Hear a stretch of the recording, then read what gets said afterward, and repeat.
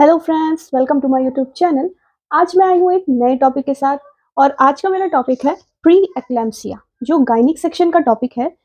इस वीडियो में हम डिस्कस करेंगे कि प्री एक्लैम्सिया होता क्या है, इसके टाइप्स क्या हैं, कॉजेस क्या हैं और क्या मैनेजमेंट होते हैं। एक बहुत ही सिंपल और इजी तरीके से, जो आपके अपकमिंग कॉम्पिटिशन एग्जाम्स के लिए काफ़ी यूजफुल होने वाला है। तो चलिए स्टार्ट करते हैं प्री एक्लैम्सिया के डेफिनेशन। चलिए देखते हैं पहले कि प्री एक्लैम्सिया होता क्या है। अगर हम इस वर्ड की बात करें, प्री एक्लैम्सिया, प्री मतलब होता है पहले, एक्लैम्सिया एक ऐसी कंडीशन है जो प्रेगनेंसी में सीजर या कोमा की स्टेज भी डेवलप कर सकती है अगर प्री एक्लैम्सिया की कंडीशन में सही से केयर ना दिया जाए। ठीक, एक्लैम्सिया का हम दूसरे वीडियो में डिस्कस करेंगे।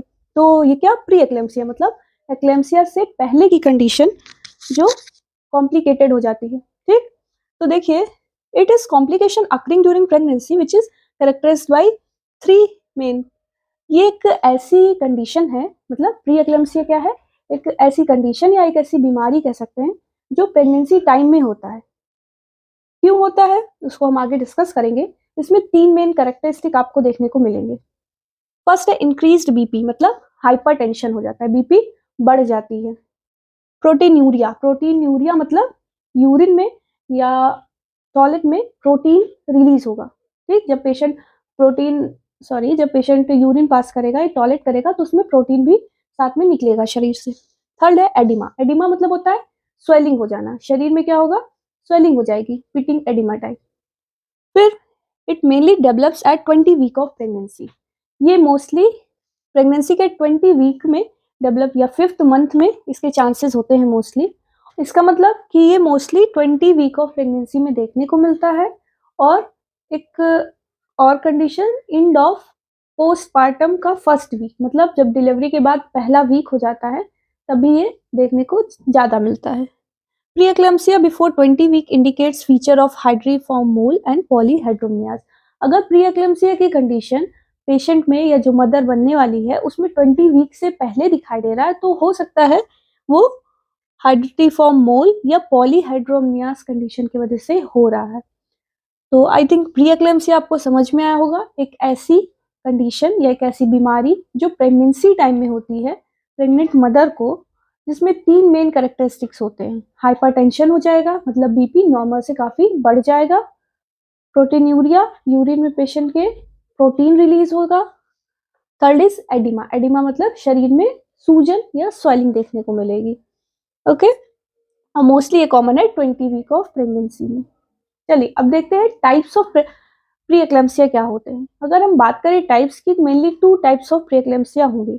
एक होगा आपका माइल्ड प्री एक्लैम्सिया, एक होगा सीवियर। होता है माइल्ड प्री एक्लैम्सिया जो स्टार्टिंग फेज में रहेगा, एक होगा आपका सीवियर प्री एक्लैम्सिया। अगर हम माइल्ड प्री एक्लैम्सिया की बात करें तो इसमें बीपी आपकी हो जाएगी 140 से अबव, बट 160 से नीचे रहेगी। ठीक, और इसमें प्रोटीन यूरिया की कंडीशन में, मतलब कि यूरिन में कितना प्रोटीन आएगा, 0.5 mg पर लीटर इन यूरिन। तीन कंडीशन थी ना, हमने डिस्कस किया। पहला बीपी बढ़ जाएगा, दूसरा प्रोटीन यूरिया और थर्ड हो जाएगा आपका एडिमा। एडिमा यहाँ पे क्या आपके टोज में दिखने को मिलेगा। ठीक, यहाँ पे स्टार्टिंग पिटिंग एडिमा देख सकते हैं। अगर हम बात करें सीवियर प्रीएक्लेम्सिया की, सीवियर नाम से ही लग रहा है कि जो आपका बीपी है, प्रोटीन यूरिया का कंटेंट है वो बढ़ जाएगा। तो सीवियर में आपका बीपी हो जाता है अबव 160 mm ऑफ Hg। ये हम सिस्टोलिक की बात कर रहे थे। अगर हम डायस्टोलिक की बात करें तो 90 से अबव आपका माइल्ड में, पर 110 से नीचे रहेगा। और वही बात अगर सीवियर में जाए तो सिस्टोलिक 160 mm के ऊपर चला जाएगा और डायस्टोलिक आपका 110 के अबव चला जाएगा बीपी। और अगर प्रोटीन यूरिया की बात करें तो यहाँ पे कंटेंट आपका 1.0 mg पर लीटर इन यूरिन प्रोटीन पाई जाएगी या प्रोटीन रिलीज होने लगेगी। और एडिमा यहाँ पे बहुत ही ज्यादा बढ़ जाएगा। ठीक, इंक्रीज्ड एडिमा मेनली कहाँ पे देखने को मिलेगा? आपके लेग में। ठीक, तो प्री एक्लेम्सिया के दो टाइप हो गए, माइल्ड प्री एक्लेम्सिया और एक severe pre eclampsia. Mild pre eclampsia में बीपी का अगर सिस्टोलिक की बात करेंगे तो 140 से ऊपर रहेगा और 160 के नीचे रहेगा। अगर डायस्टोलिक की बात करें तो 90 से अबव और 110 के नीचे। प्रोटीन यूरिया मतलब यूरिया में कितना प्रोटीन का कंटेंट आएगा? 0.5 mg पर लीटर। ये कंटेंट आपका एक दिन का होगा, मतलब एक पूरे दिन में यहाँ पे इतना प्रोटीन लॉस होगी और यहाँ पे 1.0 mg या कभी कभी मोर देन 5 mg भी कंटेंट या प्रोटीन लॉस हो जाता है इन आर डे, पूरे आपके 24 आवर्स में।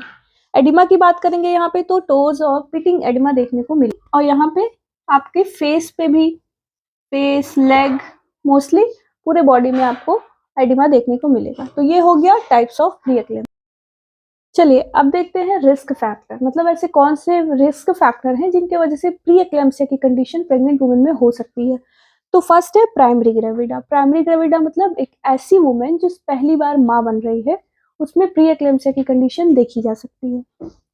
हिस्ट्री ऑफ प्री एक्लेम्सिया और एक्लेम्सिया, अगर कोई ऐसी मदर या कोई ऐसी वुमेन है जिसको पहले प्रेगनेंसी में ऐसी कंडीशन या जिसको प्री एक्लेम्सिया या एक्लेम्सिया हो चुका है, वो रिस्क पे होती है कि उसके दूसरे चाइल्ड में भी उसको ये कंडीशन हो सकती है। नेक्स्ट है ओबेसिटी विद बीएमआई ऑफ 35 और मोर। एक ओबीज मदर, ओबीज मतलब जो मदर है अगर वो बहुत मोटी है, मतलब बहुत ज्यादा उनका वेट है, तो वो भी रिस्क पे होती है कि प्री एक्लेम्सिया की कंडीशन हो सकती है। और यहाँ अगर बीएमआई की बात करें तो लगभग जिनका बीएमआई मतलब बॉडी मास इंडेक्स 35 हो या उससे ज्यादा हो, ऐसी मदर रिस्क पे होंगी प्री एक्लेम्सिया होने की। नेक्स्ट है प्री एग्जिस्टिंग मेडिकल कंडीशन और हाइपरटेंशन, रीनल डिजीज एक्सेट्रा। कोई भी पहले से होने वाली बीमारी, मतलब पहले से कोई डिजीज कंडीशन है मदर को, उसकी वजह से भी ये कंडीशन आ सकती है। अगर उसको बीपी की मतलब हाई ब्लड प्रेशर की कंडीशन या दिक्कत पहले से रह रही है तो प्रेगनेंसी टाइम में बहुत ज़्यादा चांस रहेंगे कि मदर को प्री एक्लेम्सिया की कंडीशन आ सकती है। अगर कोई रीनल डिजीज मतलब किडनी से रिलेटेड कोई बीमारी है तो भी चांसेस हैं। नेक्स्ट है डायबिटीज। अगर मदर डायबिटिक है तो भी प्री एक्लेम्सिया की कंडीशन देखी जा सकती है। ये थे रिस्क फैक्टर। अगर हम इटियोलॉजी की बात करें, इटियोलॉजी मीन्स कॉज, तो सिंपल सा कह सकते हैं कि The placenta is play main role in pathogenesis of preeclampsia। मतलब प्लेजेंटा की एबनॉर्मलिटी, चाहे वो उसके प्लेसमेंट का हो या फिर इस्चीमिक कंडीशन, मतलब ब्लड सही से उसको नहीं मिल पा रहा है, तो ये सब चीज़ें प्रीएक्लेम्सिया कॉज कर सकती हैं। अब हम देखते हैं कॉम्प्लिकेशंस। कॉम्प्लिकेशन क्या क्या हो सकते हैं अगर किसी मदर को प्री एक्लेम्सिया की कंडीशन है।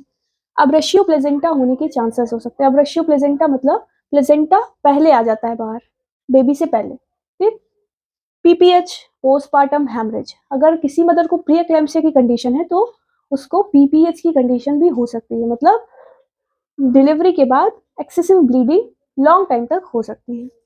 आईयूजीआर या फिर आईयूडी। आईयूजीआर है इंट्रा यूट्राइन ग्रोथ रिटार्डेशन। जो बेबी का ग्रोथ हो रहा है, जो फीटस अंदर पल रहा है, उसका रिटार्डेशन मतलब उसकी ग्रोथ सही से ना हो। आईयूडी मतलब जो बेबी है, सॉरी बेबी नहीं, जो फीटस है उसकी डेथ भी हो सकती है मदर के वॉम्ब में।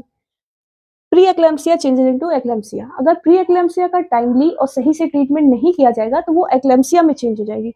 और एक्लेम्सिया एक सीवियर कंडीशन है जिसमें आपका सीजर और कोमा जैसी स्टेज भी हो सकती है। फिर ओलिगोहाइड्रोमनियाज भी हो सकता है, मतलब मदर के वॉर्म में जो एमनियोटिक फ्लूइड है उसका अमाउंट कम हो जाता है। ये सब थे कॉम्प्लिकेशन ऑफ प्री एक्लेम्सिया।